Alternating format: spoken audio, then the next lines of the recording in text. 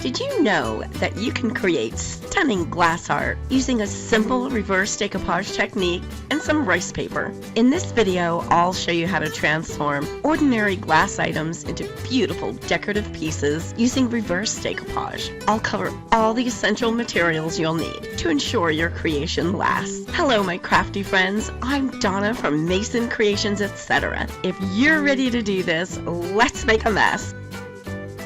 I'm going to make this little glass bowl a work of art. The first thing I'm doing is wiping the outside of the bowl with an alcohol wipe to remove any dirt, debris, or fingerprints that may be on there. I'm going to brush on Polyvine's multi-surface lacquer. This is a great primer for any shiny surface, such as glass or ceramic. I'm using the dead flat finish because I want to remove the shine. This will give paint or decoupage glue a great surface to adhere to. Paint won't chip, scratch, or peel. This and all the products you're going to see me use today came from DecoupageNapkins.com, my wonderful sponsors. I found it best to let this dry overnight, so I'll see you in the morning. I'm using Polyvine's Decorator's Varnish as my decoupage adhesive today. You can use this product as a varnish and an adhesive. All the Polyvine formulas can double as a decoupage adhesive. It works so much better than the most popular brand of decoupage glue. It's not a glue, so it doesn't go on thick and lumpy. It's a varnish, so it dries crystal clear and will never yellow. I'm going to separate the rose clusters as I go. I'm decoupaging these on here in pieces because of the shape of the bowl. Your paper would never lay flat otherwise, and you'd run into all kinds of problems trying to do this in one piece. I'm using a water brush to separate them. A water brush has a cartridge that you fill with water and then brush it on the napkin or rice paper. The water dispenses easily, so this is really convenient. You can find this in my description box below in my favorite tools section, just in case you want to check it out. I'm removing all the edges and some of the excess background.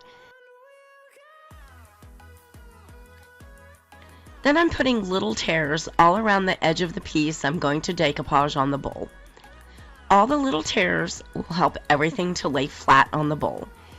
This will help to eliminate most wrinkles. When you adhere them down, they will slightly overlap each other, keeping the paper laying flat. I sprayed my piece of rice paper with some water. This helps the paper become more pliable and easier to work with. Then I put the varnish on the glass in the area I'll be adding my little piece, and then laid the paper down with the printed side to the glass so it shows through to the inside of the bowl. Using the varnish again to smooth out the paper and flatten it. I did this all over the entire bowl, making sure to put little tears around all the pieces that I add. I also tried not to overlap the pieces except a very tiny bit, because any print behind it will show through. Rice paper is very thin and translucent, which is the beauty of it, but you have to be careful with your overlapping. Take a quick look all over and make sure you didn't leave any spots with no rice paper and glasses showing. If that happens, just tear off a small piece and cover up the glass. You always want to tear your rice paper or napkin instead of cutting it. A torn edge is much easier to blend than a sharp cut edge. Also, avoid tearing your pieces in a straight line. Tear them rounded and on angles. A straight line will tend to look like a seam.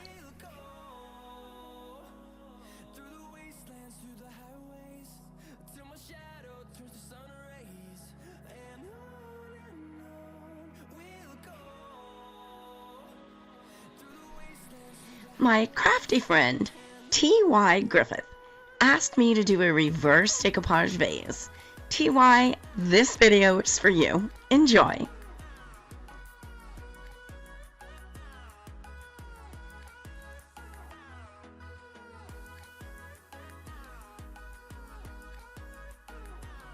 DecoupageNapkins.com has such a great selection of napkins that you can purchase one at a time. They carry many other craft supplies such as rice paper, paint, clay, molds, and a great selection of Polyvine products. Over 9,000 products and growing. They are wonderful to work with and will send your order out fast. You'll receive free shipping on orders over $75 and special bonus points for orders over $100. Subscribe to their newsletter by entering your email address and you'll receive 10% off your next order. They are truly your one-stop shop for craft supplies. Make sure you check them out. I'll be leaving links for all the products I use in my description box below.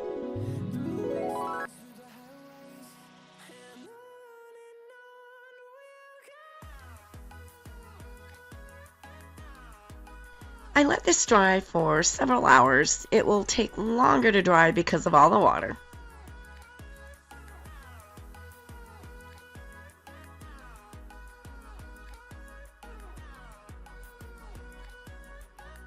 Where are you watching from? Let me know in the comments. It's fun to see what cities and countries you are all watching from. I'm filming from Las Vegas, Nevada in the United States. Look how beautiful those flowers look on the inside of the bowl. I just love reverse decoupage. Because we're doing everything on the outside of the bowl, it can actually be used. There's a lot of paper hanging over the edge. I'm going to remove that with some sandpaper. It will shear off the paper with a nice clean edge, better than you can get with scissors. I'm using a fine grit paper. Make sure you sand away from the edge of the paper. If you sand the other way, you could risk lifting the paper since nothing is cured yet. I sealed this with one coat of Polyvine heavy-duty wood varnish to stop any of the paint that I'll be adding from bleeding into the rice paper. I'll let that dry for about an hour before moving on. I'm now giving this a coat of white paint using Dixie Belle chalk paint in the color cotton, which is white. Dixie Belle is one of my favorite paints. It goes on so smooth and creamy and has great coverage. We need an opaque barrier between the roses and my next layer of rice paper. This vase/bowl is going to have double-sided decoupage. One side, the roses, will show only on the inside behind the glass, and the next layer of rice paper will only show on the outside of the vase. Normally, if you were decoupaging, you'd paint your piece white first and then decoupage your rice paper. But this is reverse decoupage, so we're doing everything today in total reverse from what you'd normally do. Fun, right? So I'm going to give this 2 nice coats of the white paint and then let it dry for about an hour. I have some rice paper that looks like marble, and that will be the outside of this vase. And again, I'm tearing the paper into small workable pieces. I'm putting little tears all around the pieces so they bend over all the curves of the glass. And of course, I'm using my handy dandy water brush. If you're enjoying this video, please let me know by hitting that like button. And why not share this with a friend? Thanks for doing that. You won't want to miss any of the new projects coming up, so don't forget to subscribe. I'm also trying not to have large overlapping again, although this paper isn't as translucent, so it really wouldn't be very noticeable. I test all the products that I recommend in my videos. I won't recommend anything that I haven't used myself and prefer. If I'm recommending it, you can bet it's a great product. Each product will be listed in my description box below and will have a blue link to make it easy for you to find. Any of the links I provide are safe for you to click on. When we're done with this vase/bowl, you'll be able to use it since the inside is still glass. You'll be able to use it for food, candy, or a vase for fresh flowers and water. However, please make sure you wash it by hand when needed. Don't use a dishwasher or submerge it in water for any length of time. I let that dry for a couple of hours, and now I have all the excess marble paper to remove from the edge. I'm sanding it off just like I did with the roses paper. Again, sanding away from the edge so as not to accidentally lift the paper. This vase is looking so pretty. I just love the combination of the pink roses and the gray marble. I'm going to give this a couple coats of Polyvine heavy duty wood varnish in a satin finish. I'm using a special paintbrush that is made by Polyvine specifically for their varnishes. It's wonderful and spreads the varnish out nicely, eliminating brush marks.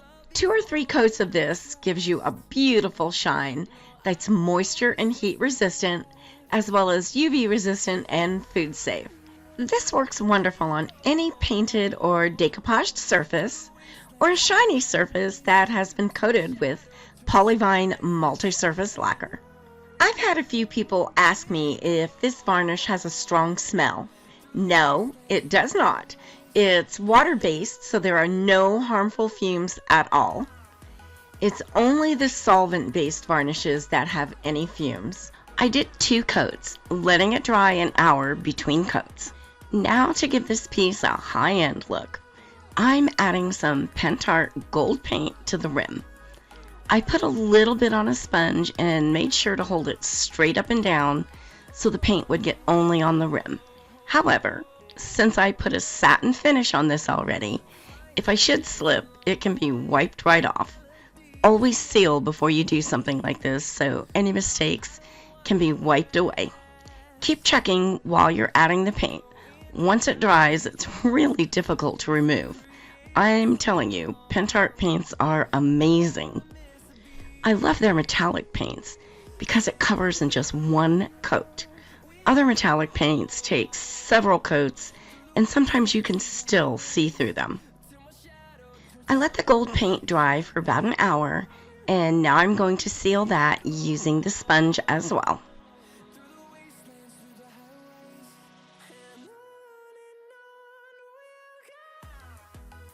I also added 2 more coats of the heavy-duty wood varnish to the vase. Since it's marble, it needs to be really shiny. Each coat that you add gives you a deeper shine. The level of shine you can get from the satin finish is just fabulous.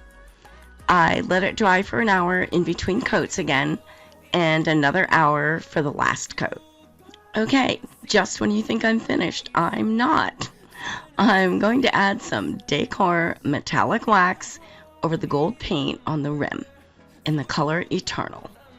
I just love this stuff. I'm using my finger to add it around the rim.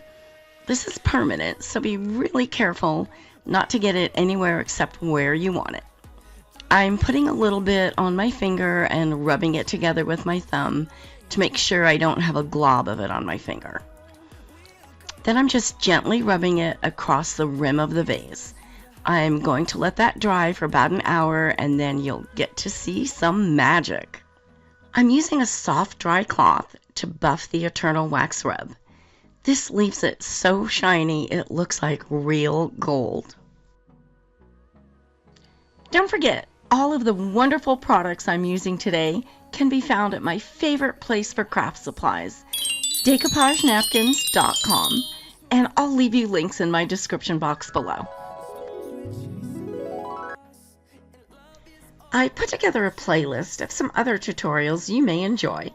Click the picture on the right to be taken directly to that playlist. I'm so happy you were here with me today, and thanks so much for watching. I can't wait to see you all next week. I'm working on a new project with you in mind. You can subscribe by clicking my picture in the top right corner.